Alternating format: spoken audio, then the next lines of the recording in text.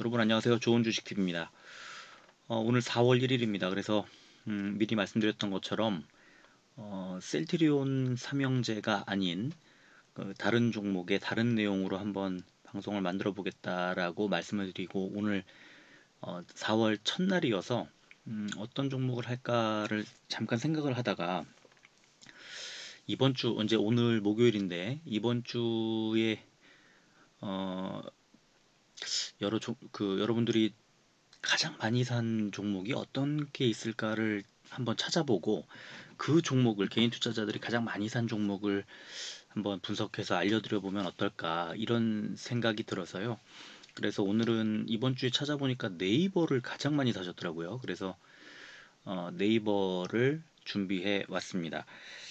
네이버는 우리가 누구나 다 잘 아는 것 같으면서도 아무도 잘 모르는 것 같은 굉장히 어, 가까이 하기엔 또 너무 멀게 느껴지고 비싸고 시총 상위주고 또 멀리 하기엔 늘 우리 생활에 있는 그런 그 그런 희한한 종목이다. 희귀는 아니고 희한한 종목인 것 같아요. 카카오하고 좀 비슷한데 카카오하고 좀 또 느낌은 좀 다른 것 같고 또 이런 것도 했어? 저런 것도 했어? 하면서 사업하는 내용을 들어보면 이런 종목이었구나 하고 새롭게 또 알게 되는 그런 느낌이 강합니다. 우리가 평소에 네이버를 늘 쓰고 네이버로 늘 검색을 하지만 정작 네이버가 뭐 어떤 일로 돈을 버는지 또 어떤 사업들을 지금 추진하고 있는지 또 돈을 잘 벌긴 버는 건지 정확하게 또 자세하게 아는 분들이 그렇게 또 많지 않은 것 같아요. 그래서 오늘은 네이버에 대한 얘기를 한번 해보도록 하겠습니다. 어, 먼저 오늘 우리 시장부터 좀 살펴보겠습니다. 우리 시장 오늘 코스피 보면 418종목이 오르고 420종목이 빠졌습니다. 그래서 0.85%가 올랐습니다. 이렇게 빠진 종목이 더 많은데 주가가 오른다는 것은 이제 시총 상위주들이 잘 갔다는 뜻이고요. 코스닥 보면은 819종목이 오르고 478종목이 빠져서 1.01%가 올랐습니다. 많이 올랐죠. 오른 종목 자체가 많았고 또 시총 상위주들이 괜찮은 흐름을 또 보여줬다는 또 증거이기도 하고요. 코스피, 코스닥 모두 개인들은 팔았고요. 외국인들은 샀고요. 기관이 코스닥은 매수를 했고 코스피는 왕창 매도를 했습니다. 오늘 코스피는 미국 정부의 2조 달러 규모의 인프라 부양책 공식 발표 및 국내 수출 지표 호조로 강세에 출발한 이후 중국의 경제 지표 부진 등으로 장중에 상승폭을 축소하기도 했지만 장 막판에 대규모 외국인 매수세가 유입되면서 상승 마감했다는 코멘트가 달렸습니다. 제가 오늘 아침에 멤버십 회원들께 그 중국 시장을 장중에 봐야 된다고 말씀을 드렸는데 결국에 중국 시장이 또 영향을 미치고 또 말았습니다. 코스닥은 나스닥의 강세로 상승 출발한 이후 장 초반에 중국의 경제 지표 부진 등으로 하락하기도 했지만 기관과 외국인의 동반 매수세가 유입되며 상승 마감했다는 코멘트가 달렸습니다. 자, 이번 주 3월 29일부터 4월 1일까지 개인 투자자들이 가장 많이 산 종목은 네이버였습니다. 두 번째는 고버스, 세 번째는 HMM이었는데요. 오늘 하루만 놓고 보면 삼성전자 우선주를 가장 많이 샀습니다. 근데 이번 주 가장 많이 산 종목은 네이버. 그래서 제가 네이버를 선정을 했습니다. 자, 기사를 검색해 보면요. 오늘 나온 기사들인데 네이버가 당일 배송 도입을 검토하고 있다는 소식이 또 나왔습니다. 우리나라 온라인 쇼핑 1위가 네이버입니다. 그래서 네이버가 국내 온라인 쇼핑 1위를 굳히기 위해서 지난해보다 거래액 기준으로 50% 성장하겠다 이런 이제 목표를 이 한성숙 대표가 오늘 어, 네이버에 당일 배송을 도입하겠다 이런 이제 검토했다는 그런 소식이 나왔고 또 로켓 배송으로 성장하고 있는 쿠팡에 맞서 지분 교환으로 혈맹을 맺은 이마트와 CJ 대한통운과 함께 당일 배송, 이길 배송을 도입하는 방안도 검토하겠다 이렇게 말을 했고요. 그리고 전 세계 웹툰 글로벌 1위가 또 네이버 웹툰입니다. 그래서 네이버 웹툰이 3월 31일 날 어제 독일어 버전을 출시했다는 소식도 나왔습니다. 2019년 재작년에 스페인어와 프랑스어를 이제 버전을 선보여가지고 유럽 시장에 진출을 했는데 이번에 독일어 서비스를 출시했습니다. 이제 유럽 시장에서 가장 큰 시장이 독일 시장입니다. 그래서 4,600억 원대 규모라고 하고요. 그래서 네이버 웹툰이 공식적으로 어, 독일 시장에 진출을 했다는 소식. 그러니까 계속 그 돈을 이제 벌어들이는 그 구조를 만들어가는 거죠. 그리고 이제 환산 주가라는 게 있습니다. 똑같이 이제 왜냐면 시가총액이 다 다르고 또 액면가가 다 다른데 주가마다 다른데 그 이제 액면가를 계속 이제 네이버나 또 지금 카카오가 공시한 거 또 삼성전자가 했던 거 액면 분할을 해가지고 결국 액면가를 삼성전자도 100원에 또 네이버도 100원에 이렇게 맞춰 어, 놓았는데 그럼에도 불구하고 지금 주가가 비싸잖아요.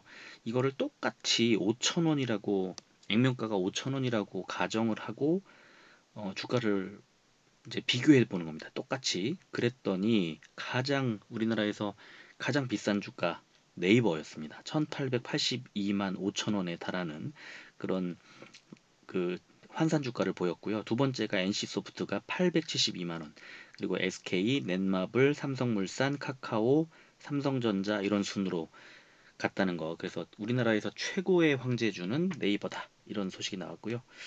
자, 네이버.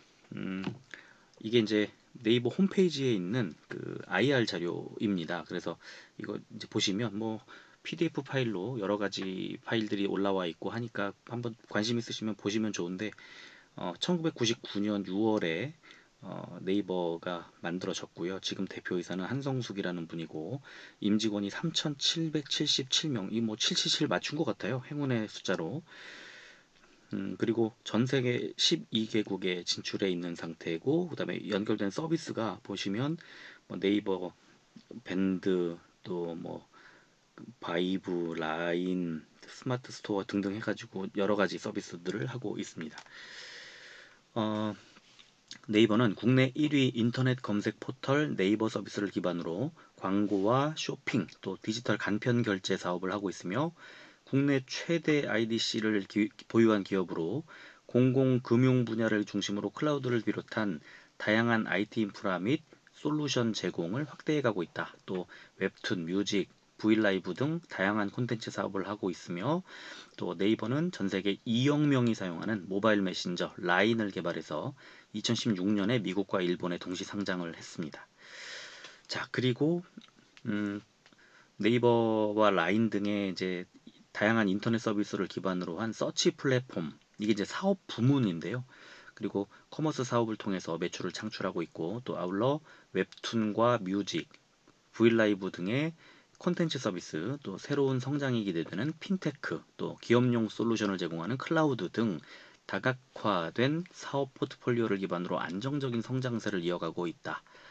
자, 이런 어, 그 사업 소개가 달려 있었습니다. 자, 그럼 이제 돈을 잘 버는지 한번 확인해 봐야죠.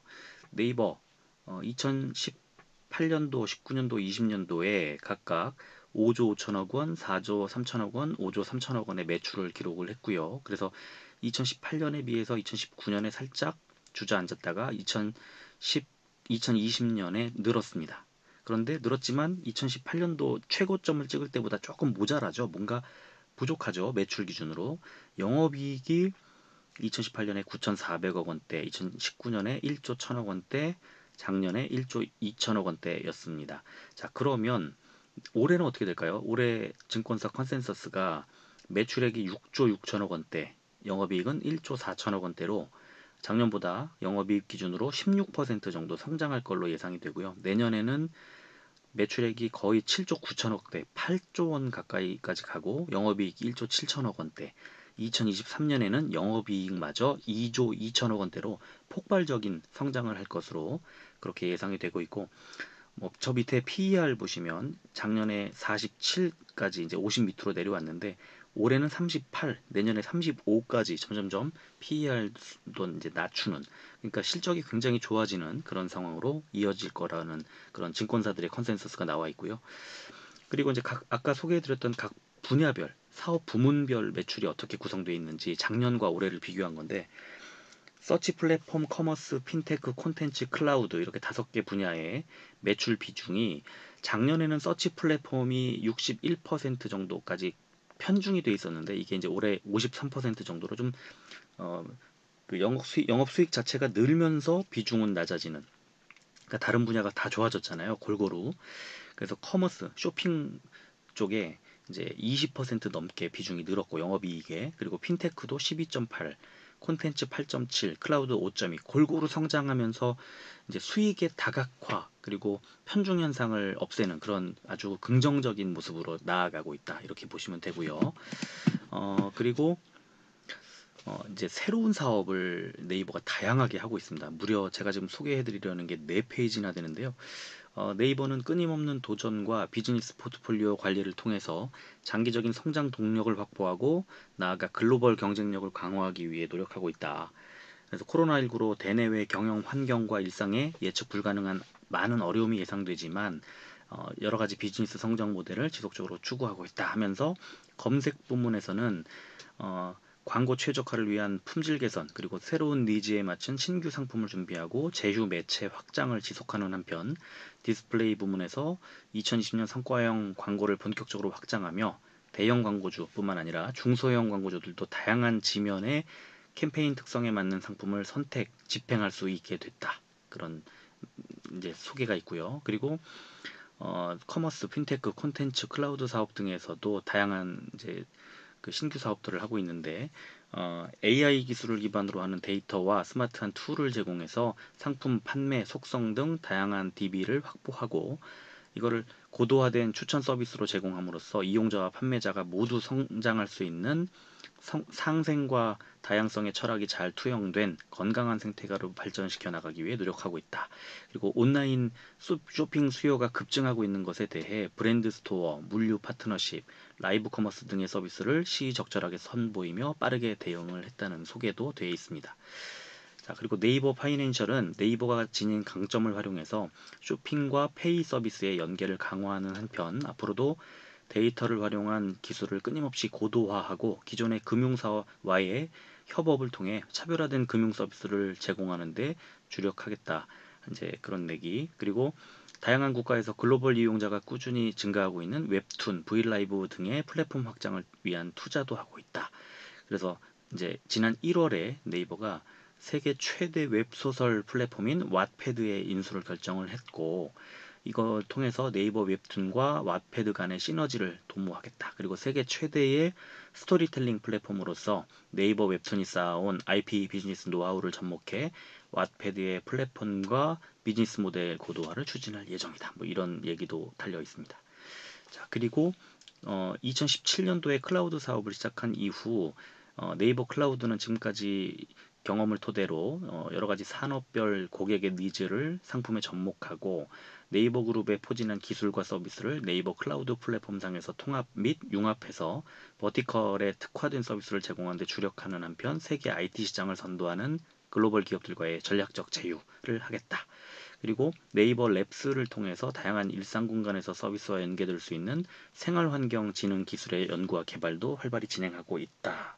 그리고 이제 올해 완공 예정인 제2사옥을 최첨단 기술과 B2B 역량을 융합하여 테스트해보는 시범 공간으로 활용할 1784 프로젝트를 발표했다. 등등의 많은 신규 사업들을 발표를 했습니다. 이 뒤에 이제 그 증권사에서 오늘 KB증권에서 이 관련된 코멘트를 좀 다른 게 있었는데 이따 소개를 좀 해드리고요.